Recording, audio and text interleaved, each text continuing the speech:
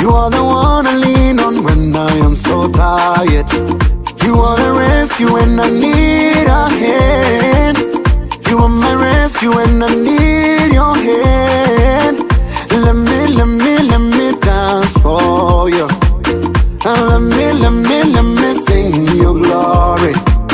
Let me say, oh, if it wasn't for your love and mercy, your love and mercy, your mercy, your Lord of mercy, your mercy, your Lord of mercy. Mercy, you deserve the glory. Yeah, Papa, when you deserve the glory.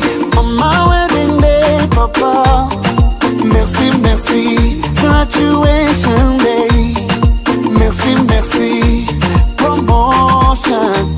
Nous disons merci. Maneno yako matamu nayasikia, mkono wako imara unanishika, nikikuomba Baba huchewi, nikikuita Baba uitika, nikuimbie unisikie, usikie sala yangu toka moyoni.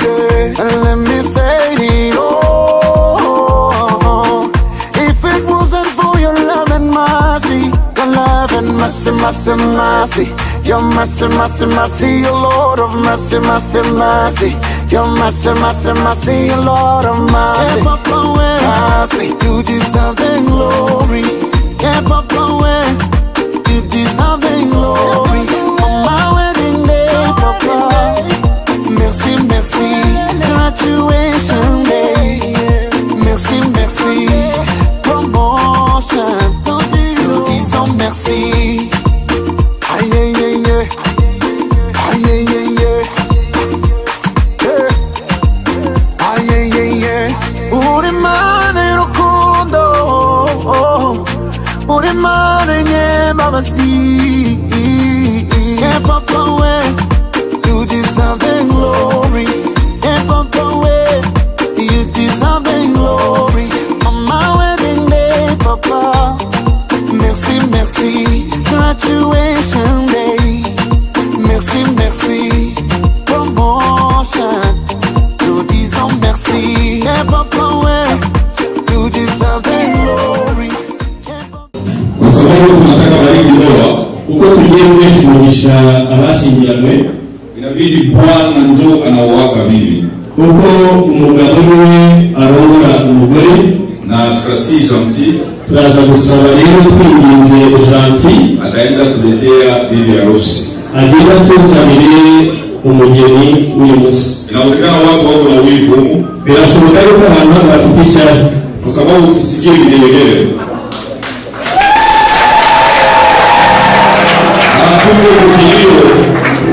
Hatuko kujilio. Halo tuli mchilio. Tuko ndoa. Tuli kumujeni.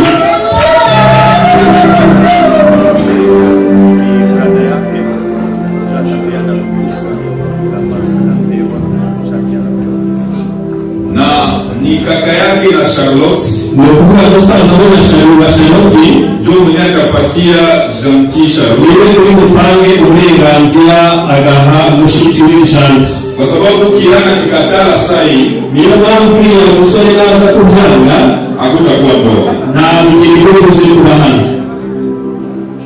Shambili yako juu tukufu.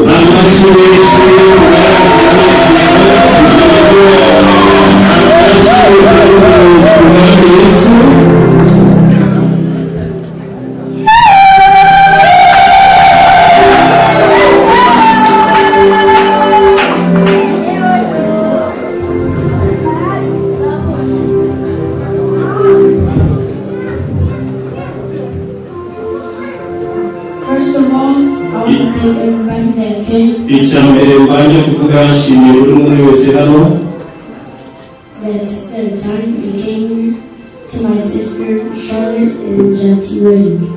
kuba mwaje mu bukwe bwa mushiki wanjye na Janty. Second of all, icya kabiri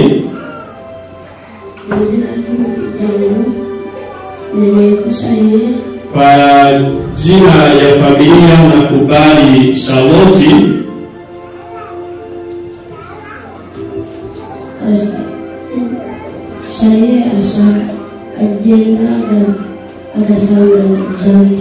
nakubali Charlotte aende kuishi pamoja na Janty.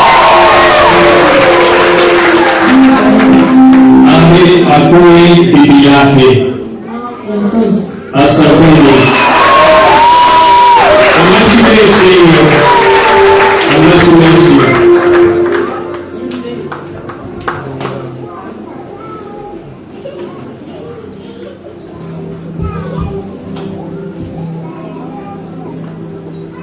Janty hajakuwa bibi yako bado?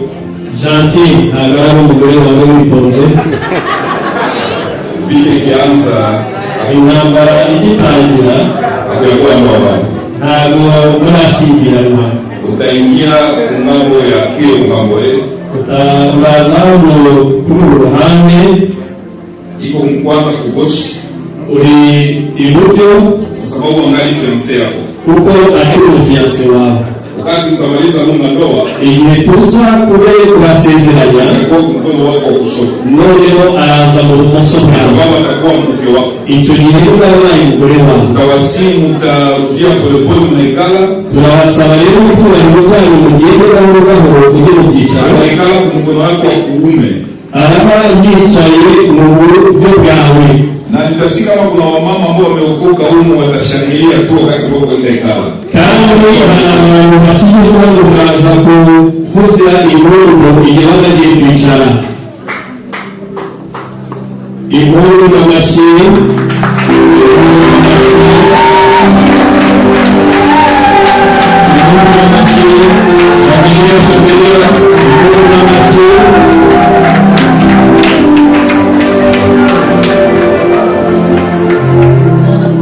Na utamwikalisha polepole na utaratibu. Umwicaze Ukalisha sawa vile rendi. umutware gahoro gahoro. Polepole sana. Shangilia wakati ambapo unaikala.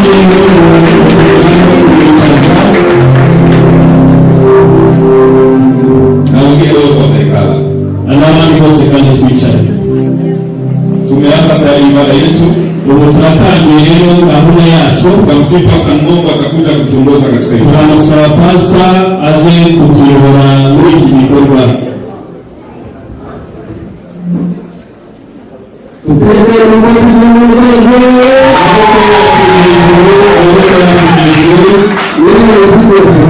Uyu munsi ni umunsi w'umunezero. Ntabwo ari umunsi w'umubabaro. Turishimira abana bacu igikorwa bakoze. Niyo mpamvu igihe twishimira tugomba kuvuza iyo impundu nyinshi. Basi wakati sasa tunaomba jamani yetu ya kanisa la Shabani tunakusia nyimbo tatu mfululizo. Turasaba rero korali ya El Shaddai iduhe indirimbo eshatu zihuse zikurikiranye. Karibu Bwana. Abaririmbyi bahawe ikaze.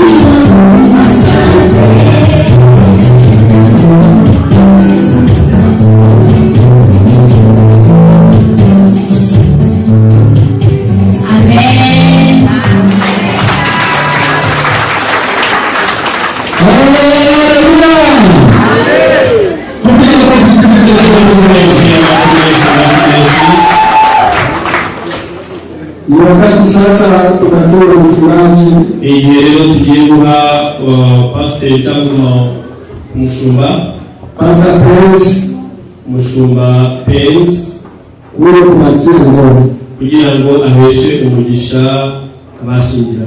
Karibu mchungaji. Ikaze mushumba. Umunezero bahari amafurahi kupepea tu kwa ajili utukufu. Niba umunezero uhari zamura ibiganza byawe uhesha Imana icyubahiro. Kama tumevaa hii igihe ubona twambaye kuriya na kulea mweupe kandi ukabona ari abara ry'umweru na represente Mungu ambaye atakusanyisha watu wawili. Bigaragaza Imana igiye guhuza abantu babiri. Pote ambapo utaonaka kulea mweupe Ahantu uzabona ibara ry'umweru tu ya kwamba ni Mungu ndio mwenye yuko pale. uzamenya yuko Imana yonyine iri hariya Na Mungu ndio anaunganisha ndoa. kandi Imana niyo ihuza abashakanye. Only Jesus that can bless a wedding. Uretse Imana yonyine niyo ishobora guhesha umugisha. Ndoa bila Yesu Igihe abashingiranye badafite Yesu ni kupotea. baba bahuze. Hakuna kitu kia mzuri mu maisha. Hakuna kitu kia mzuri mu maisha Nta kintu cyiza mu buzima kama vile ndoa. nko gushyingirwa. Ukiolewa mzuri, Igihe washatse neza, Biblia inasema kwamba ni kama vile umefika mbingu tayari. Biblia ivuga neza ngo uba warangije gushika mu ijuru. Na ukioa mubaya, Ariko igihe washatse nabi, ni kama vile tayari umeenda mubarabara kwenda kushetani kuzimu. ni hali wafashe umuhanda ugutwara mu kuzimu. Kuna wanandoa wengi hari abantu benshi bashakanye tangu siku walioa, igihe kuva batangira gushakana, kwa sababu walioa vibaya, kubera ko bashatse nabi, walianza kwenda kuzimu. barangije kwinjira mu kuzimu. Kwa sababu maisha yenyewe wanaishi, kubera ko ubuzima babayemo ni maisha ya mateso, ni ubuzima bwo guteswa. hakuna shida mu maisha nta kintu kibi mu buzima kama vile kutanane na bwana wa mubaya, nk'igihe uzahura n'umugabo mubi, wala kutanane na bibi wa mubaya. cyangwa uhure n'umugore mubi. The best ticket to go in hell itike ya mbere gutwara mu kuzimu is to marry a wrong spouse. ni gushaka nabi. Ndoa ni nini? Ushingiranwa ni iki? Katika vitu vyote vyenye Mungu aliumba, ibintu byose Imana yaremye, ndoa pia Mungu ndio mwenye aliumba. Imana yonyine niyo yaremye ugushyingirana. Magari ziliumbwa na wanadamu, imodoka zakozwe n'abana b'abantu, mavio ziliumbwa na wanadamu, indege zakozwe n'abana b'abantu, kila kitu kiliumbwa na wanadamu. hari ibintu byinshi byakozwe cyangwa twavuga byaremwe n'abantu. Vitu vya mingi ambavyo vinatutawala leo, ibintu uyu munsi tubona biri kuyobora, viliumbwa na wanadamu. ubona ko byaremwe n'abantu. Smartphone iliumbwa na wanadamu, iriya smartphone ni umwana w'umuntu wayikoze, lakini ndoa iliumbwa na Mungu. ariko ugushyingiranwa ni Imana yakuremye. Mungu aliona ya kwamba Imana yarebye neza isanga Adamu hataishi mwenyewe, ntabwo Adamu ashobora kubaho wenyine, na akamuumbia msaidizi. noneho amuremera umufasha. Ni kusema mwanamke ni ukuvuga ngo umudamu ni msaidizi wa bwana yake, ni umufasha w'umugabo wiwe. Ni shida katika dunia leo, ikibazo dufite kuri iyi si, kwa sababu tuna wamama, kuko dufite abamama baba nao ndio wasaidizi yao, nibo usanga noneho abagabo bahindutse wao ni abafasha, mashefu ndani ya nyumba. cyangwa ugasanga nibo babaye abashefu mu nzu. Yaani ukifika mu nyumba, we wakwinjira mu nzu utadhani ya kwamba ule mavaa pantalon ndio hivi, ukabona kuriya wambaye ipantaro niwe mugore, na ule mwanavaa vikwembe ndio bwana, njo uriya wambaye igitenge niwe mugabo. yaani bwana iko hazungumuze, ni ukuvuga ngo umugabo nta jambo afite, lakini bibi ndio mwenye kuna ni ukuvuga ushobora kuba ufite ijambo n'umugore we. ndoa bila wokovu, igihe rero habaye gushingirwa utarakiriye Yesu, ni kupotea. warangije kuzimira, Kwa maana ndoa haiwezi kutangulia wokovu, kuko gushingirwa ntabwo byakuzanira ugukizwa. sisi tunaitwa kanisa la El Shaddai Vision Church, twebwe rero nka El Shaddai Vision Church, na wakati ambapo Gentil na Charlotte walikuja kutulomba ndoa, igihe rero Gentil na Charlotte baje kudusaba ko twabafasha gushyingiranwa, tuliuliza kwanza ulizo ya kwanza, twabanje turababaza ikibazo cya mbere, je, mnaokoka? ese murakijijwe? Mmebatizwa? Mwarabatijwe? Na wakati walituambia kwamba hawajabatizwa bado, igihe batubwiraga ko batarabatizwa, tuliwafundisha kwanza Kristo, twabanje kubigisha ku bya Yesu, na tukawabatiza. noneho turababatiza. Wote wawili walimpokea Yesu Kristo kama Bwana, bose barangije kwakira Yesu Kristo nk'umwami n'umukiza w'ubugingo bwabo. tukaanza sasa wapatia mafundisho ya ndoa. noneho tutangira kubaha inyigisho z'abashakanye. Hakuna ndoa bila mafundisho. nta gushyingiranwa kutagira inyigisho. Nimeshangaa sana na Waafrika, naremewe cyane mu Banyafrika, kwa sababu tunadhani ya kwamba Amerika ndio kuna watumishi wa Mungu, lakini Afrika hakuna watumishi wa Mungu. twibaza cyane ko yuko muri Amerika niho hari abakozi b'Imana, Afrika nta bakozi b'Imana bahari. Mungu hawezi tuma taifa fasi ntabwo Imana ishobora kohereza umuntu mu gihugu bila kutuma watumishi wake ambao watasindikiza ile taifa, itabanje kohereza abakozi b'Imana bazafasha kiriya gihugu.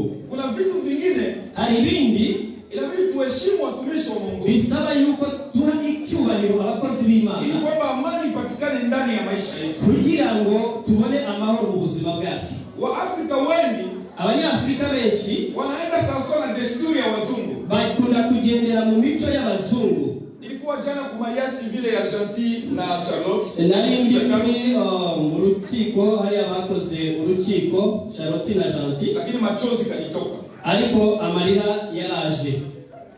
Kwa sababu gani machozi nilitoka? kubera iki narize?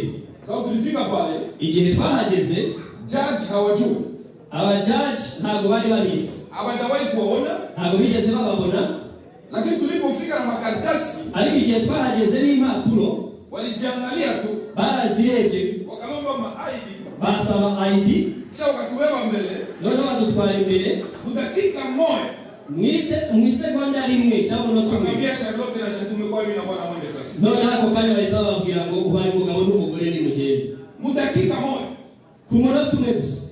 Hawakufundisha kwamba ndoa ni nini? Ntabwo bigeze babigisha ngo ugushyingiranwa n'iki. Hawakufundisha wanaenda fanya nini? Ntabwo bigeze bababwira ngo ugiye gukora iki. Ikanikumbuka siku ile nilienda kamata driving license yangu. Bikanyibutsa igihe najyaga gufata uruhushya rugemerera gutwara imodoka. Ifanya hata siku 7 19. Nakoze nk'iminsi 7 na test. Nafanya test bila shindwa. Nakora ikibazo cya mbere ngatsindwa. Bananima kwa sababu nilishindwa test. Bakanyima uruhushya rwo gutwara kuko natsinzwe. Yani government ya Amerika, guverinoma ya Amerika, vitu vya maana sana. Ibintu by'ibanze by'akamaro cyane. Ndio wametilia sheria ili kusaidia watu. Ibyo bagashyizeho itegeko rifasha abantu. Habafikirie sheria. Ntabwo babishyiriraho itegeko. Ndoa ikiharibika, igihe gushyingiranwa kwabaye nabi, taifa yote inaharibika. Nukuvuga ngo igihugu cyose kiba cyapfuye. Kwa maana taifa, kubera yuko igihugu inaanzia ndani ya ndoa. Itangirira mu gushyingiranwa. Acha tufundishe ndoa sasa. Reka rero twigishe ndoa ni gushyingiranwa. Ese gushaka na gushyingiranwa ya watu mbili, ni uguhura kw'abantu babiri kutoka katika familia mbili, kandi bavuye mu miryango ibiri, ambao wamekutanana, noneho bagahura na wamepewa ruhusa na jamaa, bagahabwa uruhushya n'imiryango, wamepewa ruhusa na serikali, bagahabwa uruhushya n'ubuyobozi, na wamepewa ruhusa na kanisa, noneho bagahabwa n'uruhushya n'itorero, na wanaanza ishi pamoja, noneho bagatangira kubana hamwe. Ndoa haikutanishake jamaa mbili. Ndoa ugushyingiranwa haichangake jamaa mbili pamoja, ntabwo ihita ihuza imiryango ibiri icyarimwe. Lakini ndoa ariko gushyingiranwa inachengaka jamaa ya tatu, ihita ikora umuryango wayo wa gatatu, ambazo jamaa mbili ziliunganisha pamoja, kuko ya miryango ibiri yarangije guhura ubwabo. Yaani kuanzia leo, ukuvuga uhereye none, utakuwa familia ya baba Janti, hari familie yo kwa papa Janti, utakuwa pia familia ya baba Charlotte, akabaho n'umuryango wo kwa papa Charlotte, na utakuwa pia familia ya Janti na Charlotte. Ubu rero habaye umuryango wa gatatu wa Janti na Charlotte. Lakini wazazi waelewe leo, bisaba rero yuko ababyeyi munsi babyumva kwamba hao watoto, aba bana wameenda anza jamaa yao, bagiye gutangira umuryango mushya wabo. Haleluya, haleluya. Hakuna tena ya mama kuingilia Janti yako atapika nini leo. Na bintu bya mama je kwinjirira kwa Janti ngamubwire ngo urateka iki. Mambo ya kupika chakula, ibyo guteka ni katikati ya Janti na Charlotte, bireba hagati ya Janti na Charlotte. Finance, ibyo utunzi haiko tena ya mama Janti wala ya mama Charlotte. Mama Janti cyangwa mama Charlotte. Kazi ya wazazi ni kuwasaidia, akazi k'ababyeyi ni ukubafasha ili kwamba wafikirie mwema ambao Mungu aliandaa kugira ngo bagere kuri bya bindi Imana yarangije kubategurira. Ndoa ni ya watu wakubwa, ugushyingiranwa kw'abantu bakuze, hapana ya watu wadogo. ntabwo ariyo abana. Unaweza kuwa na miaka 55, ushobora kuba ufite imyaka 55, lakini ungali unawaza sawa vile mtoto, ariko ukaba utekereza nk'abana bato. Ukiona bwana mwenyewe unaacha bibi yake aenda fuata bibi mwingine nje, ukabona umugabo yasize umugore we atangiye gufata abandi bagore hanze, jua kama ni mtoto mdogo, kubera yuko agafata kandi umwana mutoya, akujua kwa sababu gani alioa, ntabwo azi icyatumye ashaka. Kwa sababu kuanzia leo, kubera ko guhera uyu munsi Janti atambia Charlotte, Janti azabwira Charlotte, sitaonaka mwingine mwanamke mwenye iko wewe, ntabwo nzongera kubona ubwambure bw'undi mukobwa uhereye none uretse wowe. wengine mwanamke wote, abenshi abagore benshi barakuwa wakakaangu, baba ari abasaza banjye na babangu mloko, kandi bakaba ari abo kwa data yaani wangu. dunia hakuna mwingine mwanamke isipokuwa Charlotte, nta wundi muntu uzongera kureba uretse Charlotte, na Charlotte naye ni vile vile, na Charlotte niye ni kuriya.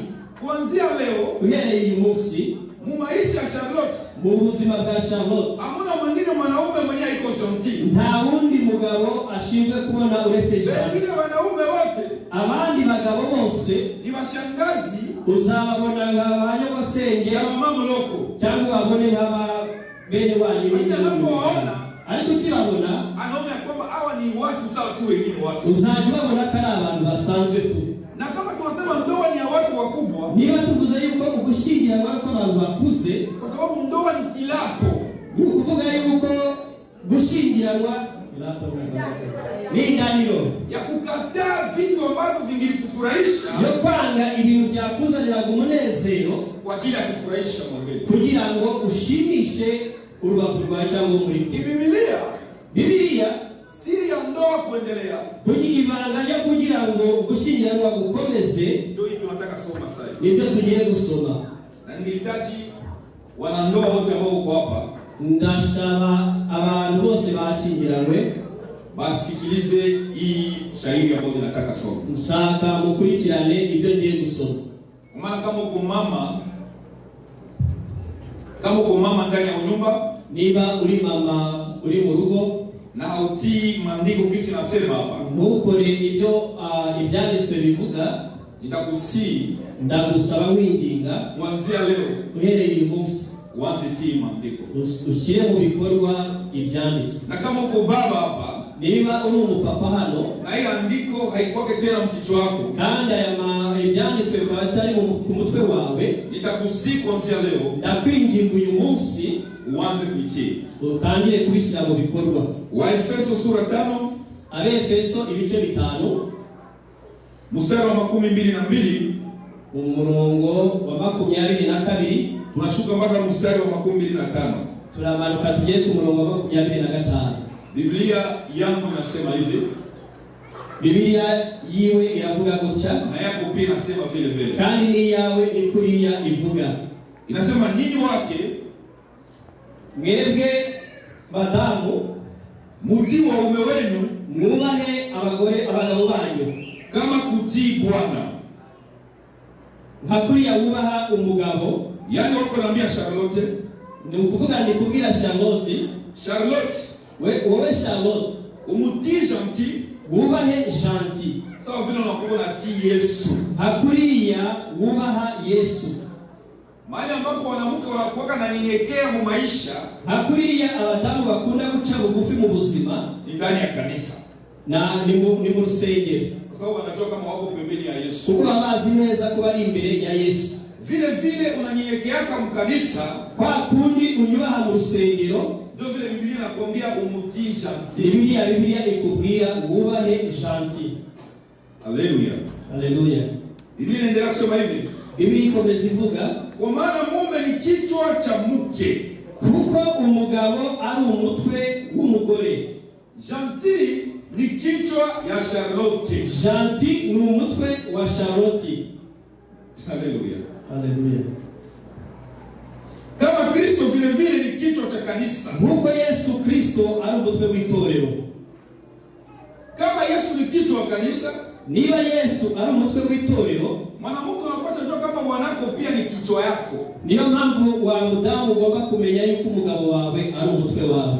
Wamama wengi hawataendaka mbingu, abamama benshi ntibazabona ijuru kwa sababu tu ndizo wanakamata bwana yao, kubera uburyo bafata abatware babo. Mama mwenyewe anajilia bwana yake mbele ya watu, ukabona umumama atangiye kubwira nabi umugabo wiwe mu bantu. Ni kama vile unasimama mu kanisa mubiri unatukana mu Yesu. Yesu wewe. Ni nk'akuri umubwiriza ari kubwiriza nawe ugahagarara ugatangira kuvuga nabi Yesu. Aseme vile vile Yesu ni kichwa wa kanisa. Hakuri ya Yesu ari umutwe w'itorero, na kuanzia leo uhereye uyu munsi Gentil anakuwa kichwa ya Charlotte. Gentil uri umutwe wa Charlotte. Haleluya. Haleluya.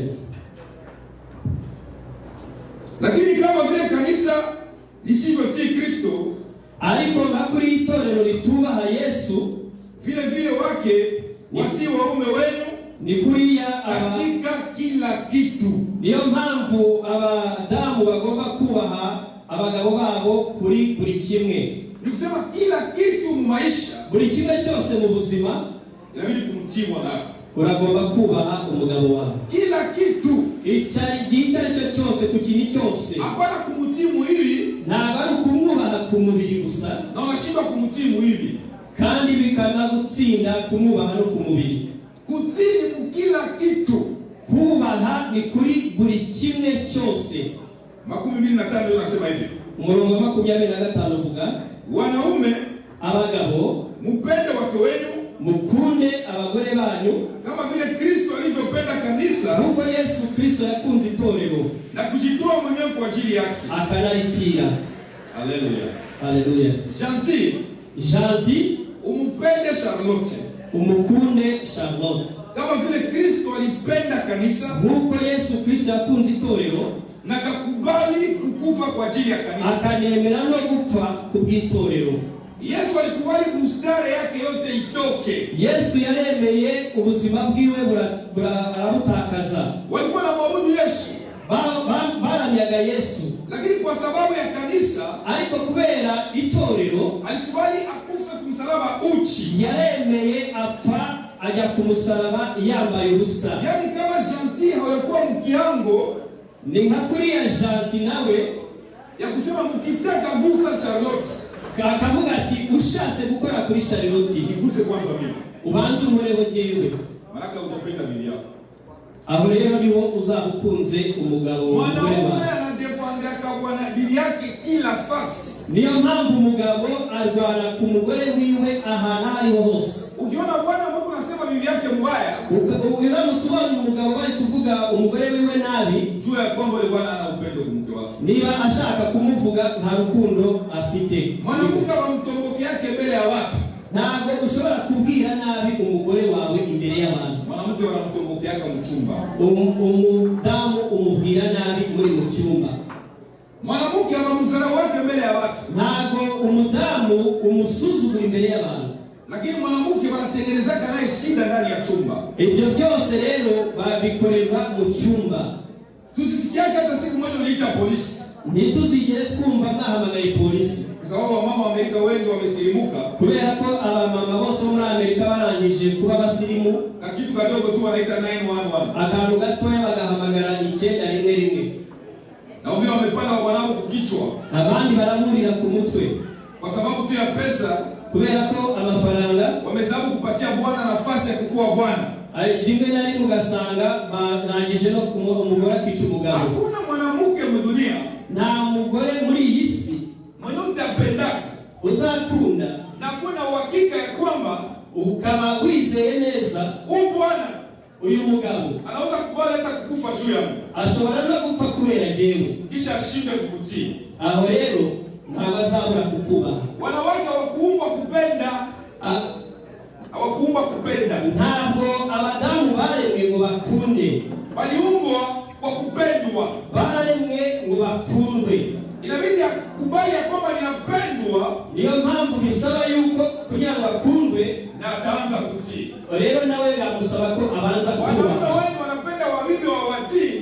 Abagabo benshi bakunda abagore babubaha, lakini wanashindwa kupenda wabibi yao. Ariko bikabananira gukunda abadamu babo. Gentil leo mko tuwe na Charlotte. Rero Gentil wowe na Charlotte, Mungu atawabariki mtakuwa na watoto. Imana izabamugisha mubona abana. Watoto wasikie maliza upendo wenu. Noneho abo bana ntibazamariza urukundo rwanyu. Kesho yake sikuwe Charlotte akwambia hata kwanza kuna watoto saa yeko saa. Yesu kugira ngo Charlotte navuge ngo bawitonze bikwita ku bana babyara. Kwa sababu watoto wenyewe mtazala. Kuko abana muzabyara siku moja watawaacha. Igihe kimwe bazabareka. Na mtazeeka nyinyi wote wawili. Muzasaza na mwembi babiri. Na ndoa ambayo tunataka kufunga saa hii. Rero ukugushyingiranwa mugiye gukora ni ndoa ya kanisa. Ni ugushyingiranwa kw'itorero. Yaani ni ndoa inayobokake. Ntabwo izigera itandukana. Atukubali kuachana. Ntabwo twemera yuko mutandukana.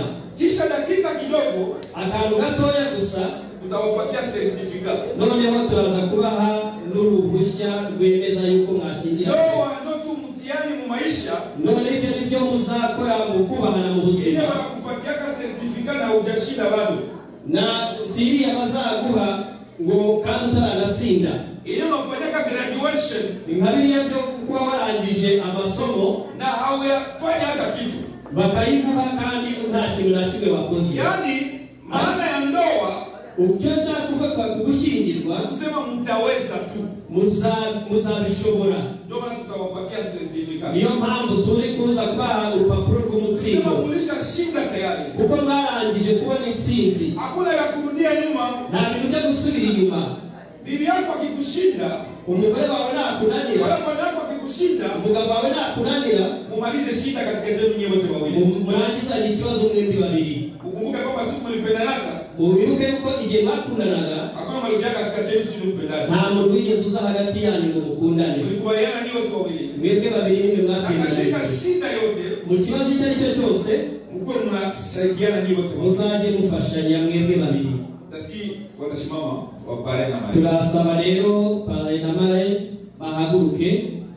Aba watu wawili, aba bantu babiri ndio wazazi yenu na ndoa. aba nibo ababyeyi banyu mu gushyingiranwa. Babake na Shantia iko hapa. Ntabwo papa wa Chantal hano Na mamake na Charlotte iko hapa. na mama wa Charlotte ntawe uri hano. Yaani shida ambazo zinaweza washinda nie wawili. Ibyo mushobora kuzabona byabananiye mwe babiri Usifikishe kwa hapa tuwasaidie. muzabibwira abo bantu babiri bazabafasha. Unaweza mkaitana. Mwicare. Usipimake hata siku moja kwenda mama yako. Ntuzapime gufata umunsi umwe Mama na Charlotte hapa. Mama Charlotte arahari. Asimame kidogo pepe. Uhaguruke uzamure ukuboko kwawe dusuhuze. Shangilia kwa ajili ya kufufuka na Yesu. Amashyi menshi. Au unapendana. Reka yicare. Leo mama anapenda Shanti. Uyu yakunze Shanti Kwa sababu yasikia Shanti alipiga Charlotte kofi. Yasikia Shanti alipiga Charlotte kofi. kubera ko Shanti yakubise Charlotte ikofi. Akisikia tu Shanti alipiga Charlotte kofi. Aramutse yumvise yuko Charlotte yakubise Shanti ikofi, Upendo yote niko na Shanti. Upendo yote niko na urukundo rwose baruri kuri Shanti napotea. uzagenda. Ndio maana Charlotte, Niyo mpamvu Charlotte la na magumu yako ya nyumba, ibyawe bikomeye biri mu rugo rwawe iwe wake kweli. ntuzabitwara iwawe. Hata kama uko ndani ya mateso, Nubwo waba urimo guteseka mama kuuliza Charlotte, mbona unakonda hii masiku kwa sababu gani? akakubaza ngo kubera iki uri kugenda unanuka bimeze Mwambie niko gute. ndani ya regime. Umubwire yuko uri kwinanura ibyo wafasha kwinanura. Wowe umeze neza. Mama kana Shanti kwa bana shimama. Mama wa Shanti nawe niba hari nahaguruke. Shangilie kwa ajili ya kukueleza. Amashyi. Mama alizala mtoto mmoja jina yake Shanti. Uriya mama yabyaye umwana umwe gusa witwa Shanti. Roho yake yote iko kwa Shanti. Umutima we wose uri kuri Shanti. Na kisikia leo Shanti Charlotte amemkosea. Igihe azumva ngo Charlotte yagiranye ikibazo na Shanti, Mama hatafurahi. uriya mama ntabwo azishima. Upendo yote iko leo kwa Charlotte. Kubera yuko urukundo rwose ruri kuri we.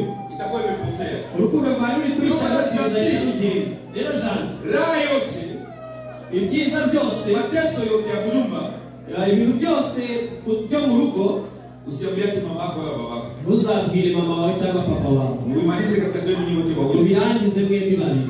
Papa alikuuliza Shanti, mbona masiku na gonda? Igihe bazakubaza ngo Shanti kuri kugenda unanuka, Mimi tunakimbia sana na makazi ya Tyson na umubwire Nikobeshi. uti ndi kwirukana mu tuzi twa Tyson n'ibisanzwe. Hata kama vitu viendeke, Nubwo byaba bitagenda neza, wewe useme tu vinaendeka. uzajya uvuga ngo Kwa sababu biragenda. ndoa haiko raha tu.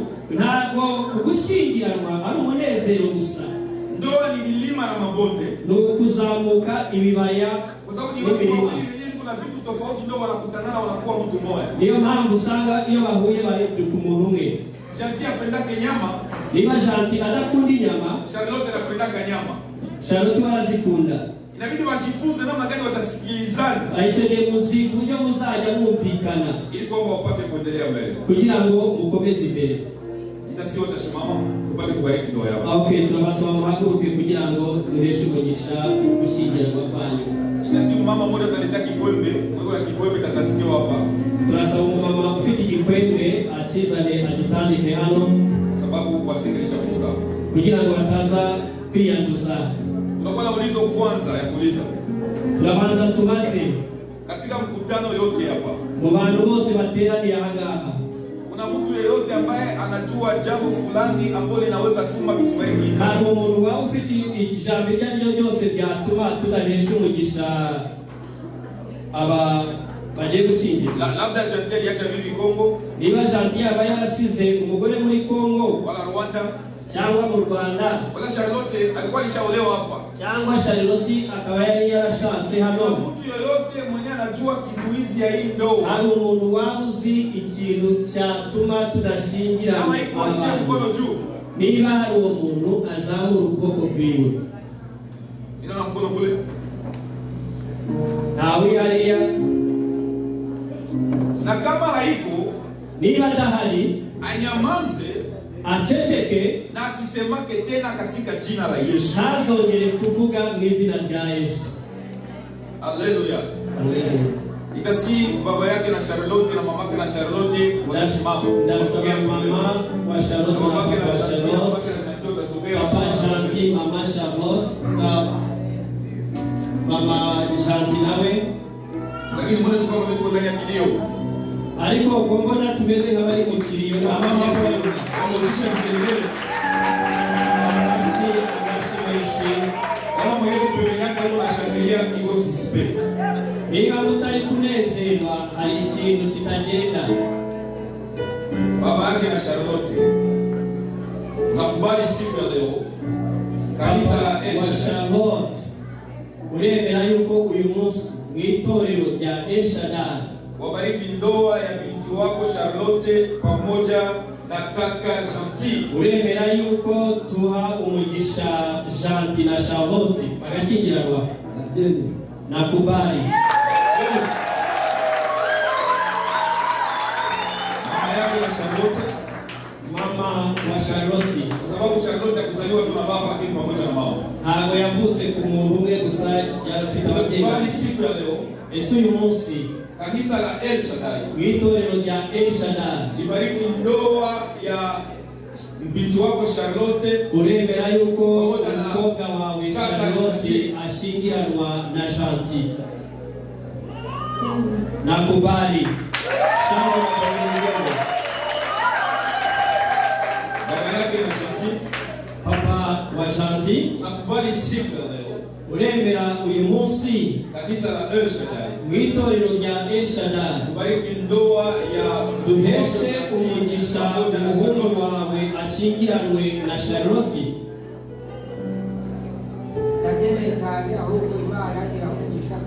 Nakubali sana tena, naomba Mungu awabariki sana. Mama wa Janti, nakubali siku ya leo uremera uyu munsi kanisa la El Shaddai mu itorero rya El Shaddai libariki ndoa ya duheshe umugisha Janti pamoja na Janti ashyingiranwe na Charlotte.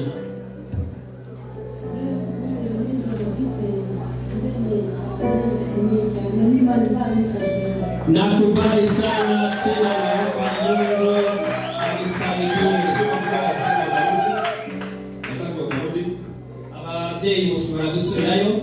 Itasi Janti na Charlotte kusubira mbele. Janti na Charlotte mwigire imbere gato. Itasi wa pastor wa El Shaddai, pastor Bongo, pastor Lorenzo. Ndasaba pasteri wa El Shaddai Na watumishi wote wa Mungu ni wako wa pastor kwa karibia pambele. n'abapasiteri barimo bose baba bari hano mu masengero atandukanye, abakozi b'Imana bose mu masengero atandukanye, Na wajakazi wa Mungu ambao wamepakwa mafuta. n'abantu bose basizwe amavuta. Uzogea pambele please. Mwigire hano imbere gatoya. Mwigire imbere. Marina atakuwa nyuma ya mume wake Alaina ahagarara inyuma y'umuntu na Baba nyuma ya jana wake. Ninasema mkutano yote, ndasaba iteraniro ryose, yani Greensboro yote tunarepresente Greensboro, tuhagarariye Greensboro, tunarepresente Amerika mzima, tuhagarariye Amerika yose, na tunarepresente pia dunia mzima. kandi tuhagarariye isi yose. Je, tumekubali siku ya leo Turemera kuri uyu munsi tubariki ndoa ya Janti pamoja na Charlotte. duheshe umugisha Kama Charlotte ndio sema na Janti. ndio kwa sauti kubwa. Niba mutemeye mubyemere n'ijwi rinini cyane n'amashyi menshi.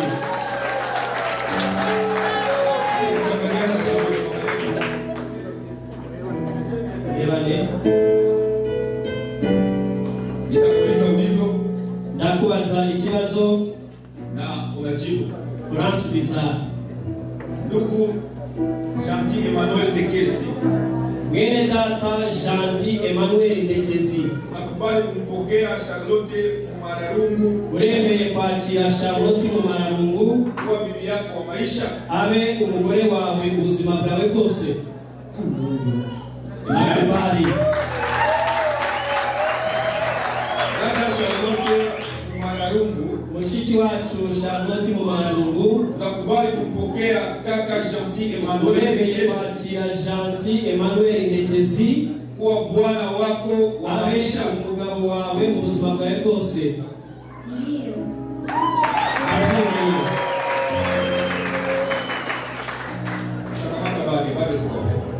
Muzani impeta.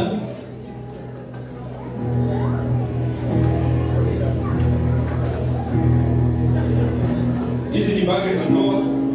Hizi ni impeta zo gushyingiranwa.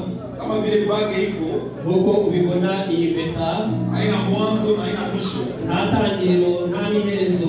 Ndio vile hii ndoa pia niyo kugushyingiranwa haitakuwa na mwanzo, ntizagira itangiriro, haitakuwa na mwisho, ntizagira n'iherezo, mpaka siku kifo kugeza igihe urupfu ruzabatandukanya, wala kama siku Yesu atakuja kuchukua kanisa, cyangwa igihe Yesu Kristo azaba gutwara itorero. Kama Yesu hayakuya, ariko niba Yesu ataraza, na kama mmoja wao atakufa bado, nabwo umwe muri bo atarapfa, hii funga ambao watumishi wa Mungu wafunga hapa, uko tugiye kubasezeranya ku bakozi b'Imana hano, hakuna mwanadamu yote anaweza kutegula, nta mwana w'umuntu wemeye gutandukanya gushyingiranwa kwa hata ninyi wenyewe namwe ubwanyu amwezi tena kumola hii ndoa yenu, ntabwo mwemerewe kubonga ifunga na maombi na Yesu, kuko turaza kuyikora mu masengesho, na Yesu atakuwa misingi ya hii ndoa yenu, kandi Yesu niwe aba umusingi wo gushyingiranwa kwayo.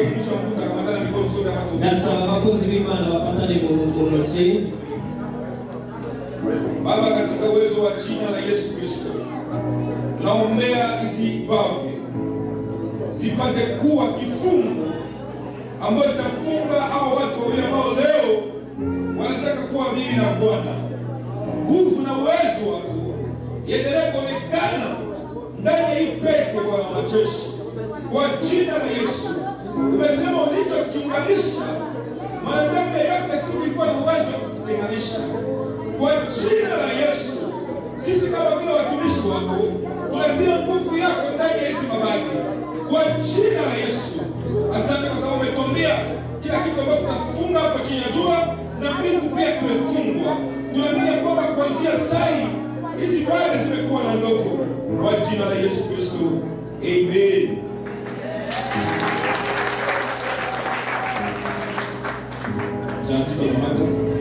Gentil yakira.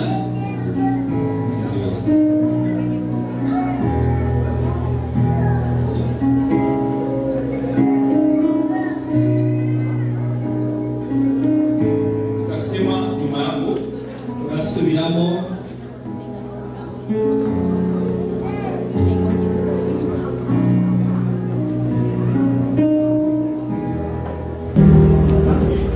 tunasema turavuze katika mkono wake juu, zamura ukuboko kwawe hejuru, utamvalisha mwakitoole, uramushyira pole sana.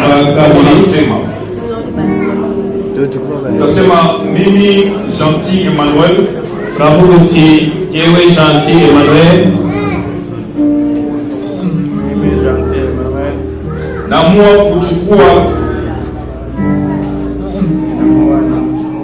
dada Charlotte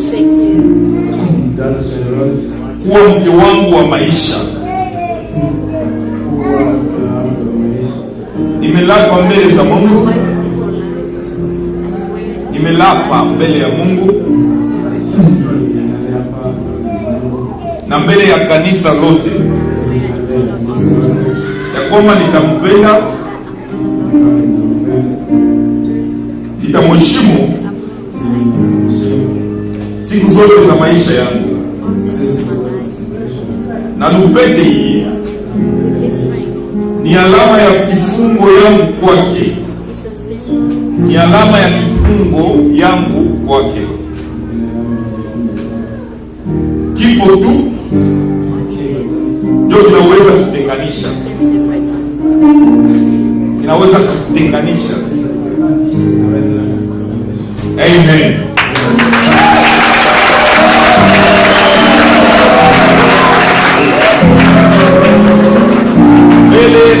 Mbele umubusu Kwanza tujue kama ni Charlotte. Kwanza ukamfungura labda ni mwingine wasanga rundi labda ni mloko yake, mfungule kabisa sasa. Wasanga rundi na mimi mfungule pole pole, sio niambie kama fungula fungura. Amen, amen. Amasilensi.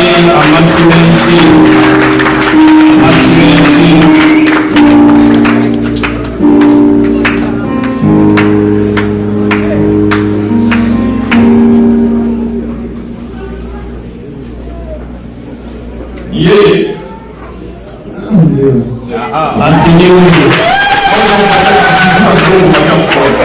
kubona kumusomaho gakeya machafu.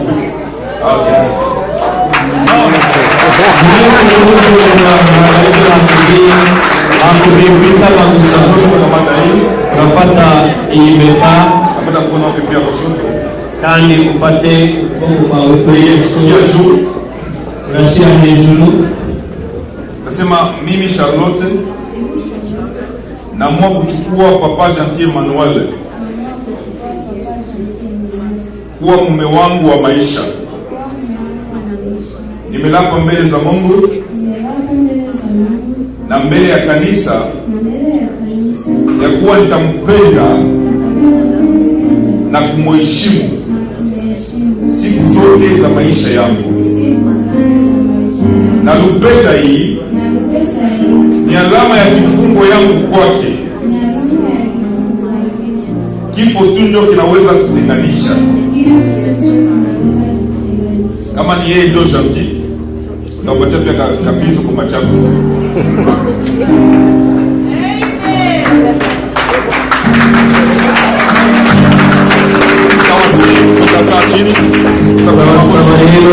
Piga magoti. Mukame murebana. Nitasi Marena atakuwa kwa nyuma anambana. Ndabinginga Marena hali ya kwamba atakuwa na msapoti maisha yote. Agaragaze ko azajya mufasha Marena yose. Anambana nawe awe inyuma yiwe. Tunataka waombea. Tunataka kubasengera. Tunawafunga na Yesu Kristo kwa imani. Tunawafunga na Yesu Kristo mukuzera. Yesu ndio mwenye kifungo ya maisha yao. Kuko Yesu niwe uzabafasha Yesu byose. Kandi niwe uhagarariye ubushingira bwawe. Tunasaba abakozi b'Imana bigire hafi.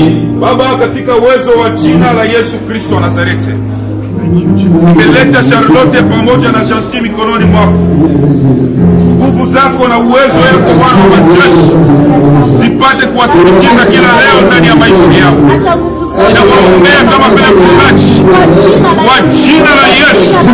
Ninawafunga kwa kamba na umoja na upendo na masikilizano. Kila kitu ambao watafanya na kitaendelea mbele kwa jina la Yesu. Kila atakayesimama na kuwagombanisha ili kwamba wasiendelee mbele atakuwa na nguvu kwa jina la Yesu. Baba, uendelee kuwa pamoja nao. Baba, uendelee kuwasaidia. Baba, uendelee kuwashiria kwa msaada wa hii ndoa.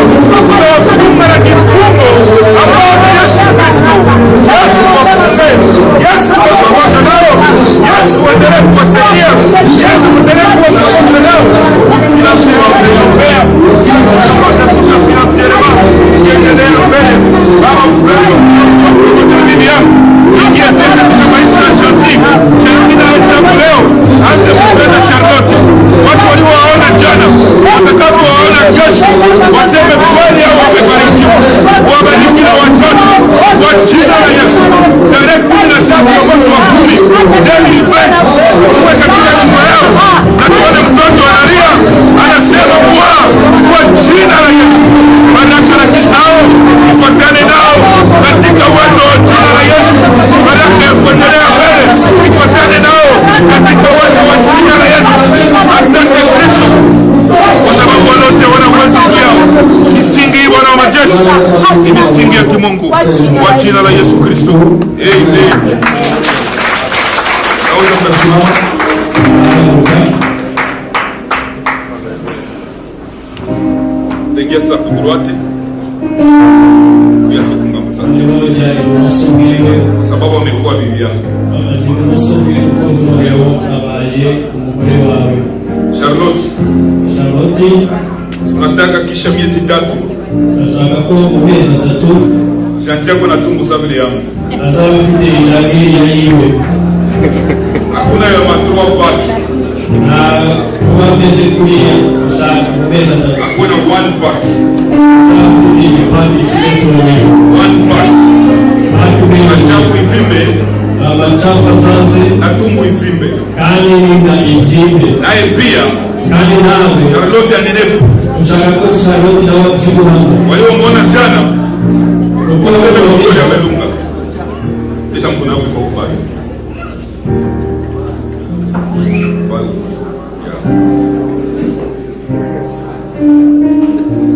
Leo tarehe 13 ya mwezi wa 10. Ni mosi kuitariki 13 mwezi wa 10. Kwa uwezo niliopewa na Mungu. Ubushobozi nahawe n'Imana. Na state ya North Carolina. N'ubushobozi bwa North Carolina. Siku ya leo. Uyu munsi. Nina proclame. Nemeye ko. Ya kwamba Gentil. Na Charlotte.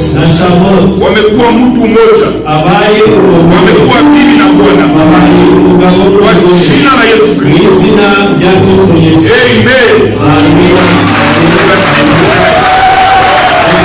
Wewe usome mwana wawe na usome mwana wawe.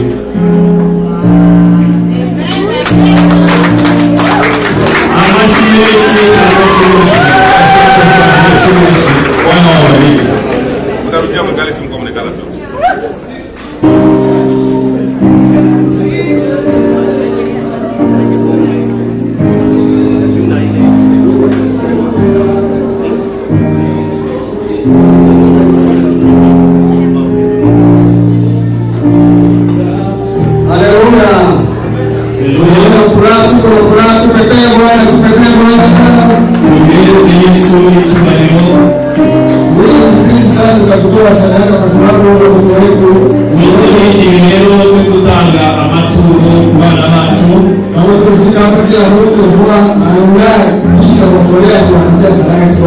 Iyo mpamvu dusaba ko twagira ituro tanga kugira ngo dufashe umuryango mushasha. Basi tunaomba kitu kidogo kiwe hapa isiwe kuweka sadaka. Dushaka muzane ikintu dushobora gushiramo isadaka cyangwa amaturo. Korali iliyo tayari sana kwa kuleta wimbo mmoja kwa sadaka. Hanyuma korali iduhe indirimbo imwe yihuse tutanga amaturo tubikore twihuse. Karibu korali kwa wimbo mmoja. Korali karibu mwihuse saa yaducitse.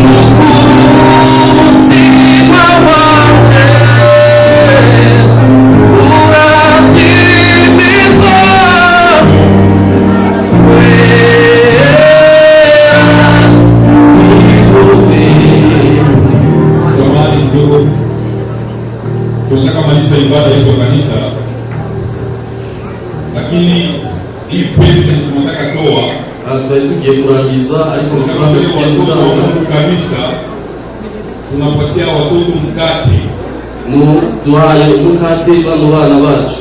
Hii italeta pesa, italeta chakula ndani ya nyumba yao, ibyo bikazobafasha kuzana desturi ya kanisa mu nzu yabo.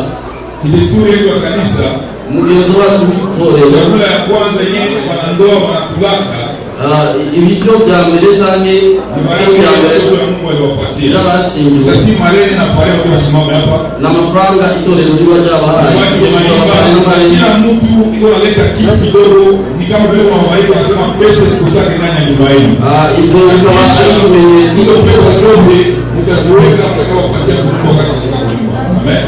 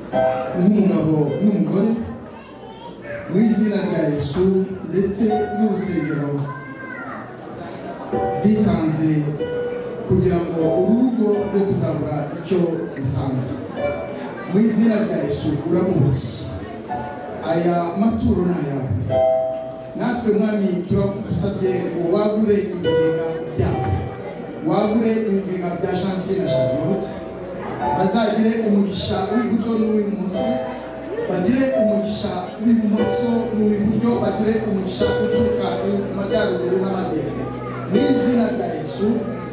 Ubwo bazagira inshuti zibagendera no kure icyo baha abagenzi mu izina rya Yesu. Ndagushimiye ko bagize umugisha, ndagushimiye kuko ubahaye ihuru na koga mu izina rya Yesu Kristo umwami wacu. Amen. Amen. Amen.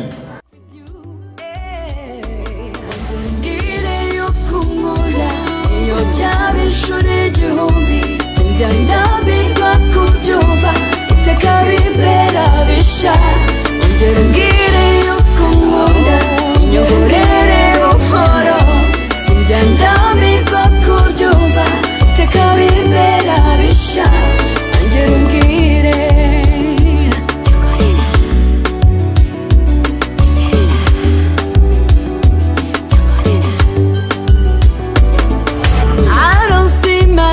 without you. I don't want a future without you.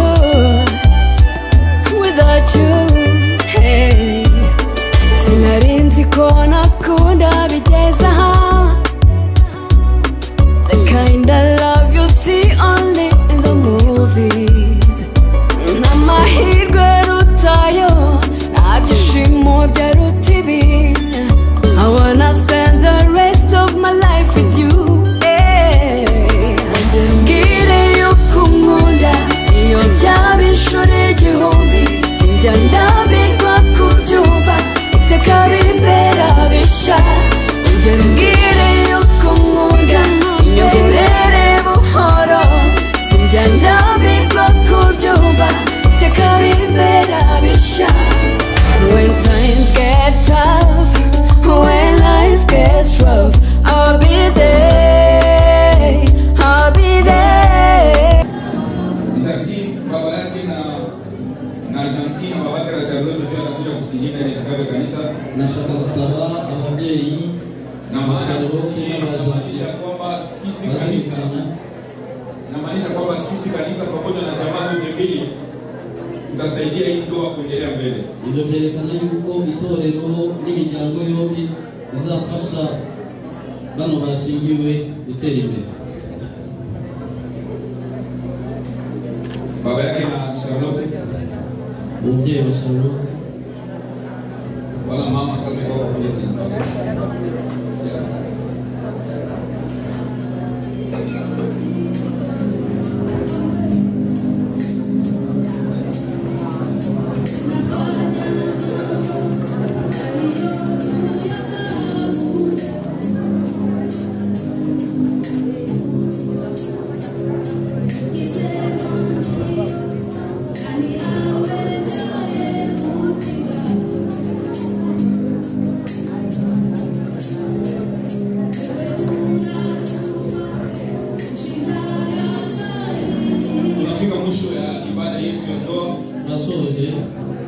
Tunashukuru wote ambao walifika leo. Dushimiye abaje bose na tunaachia president wa protokole mambo mengine sio wapi.